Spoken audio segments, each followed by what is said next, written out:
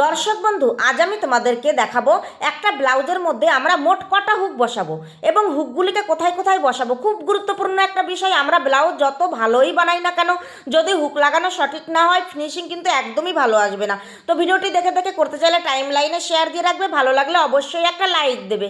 প্রথমে দেখো গলার উপরে একটা হুক বসাবো, তারপরে যে আমাদের দুটো কাটরির জয়েন্টের ওইখানটা আমরা একটা হুক বসিয়ে দেব। এবার আমাদের যে এল পার্টের যে জয়েন্টের ওইখানটায়ও আমরা কিন্তু একটা হুক বসিয়ে দেবো। তো এই ধরনের ভিডিও পেতে হলে পেজটিকে ফলো করবে, মূল্যবান মতামতগুলি কিন্তু কমেন্ট বক্সে দিবে।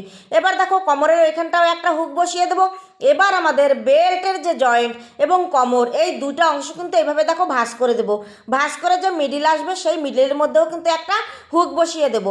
তো নিজেরাও দেখবে, শেয়ার করে একটু বন্ধুদের মাঝে দেখার সুযোগ করে দেবে। এইবার দেখো 2 3 4 5, তাহলে একটা ব্লাউজের মধ্যে কিন্তু টোটাল আমরা 5টা হুক বসাবো। Thank you.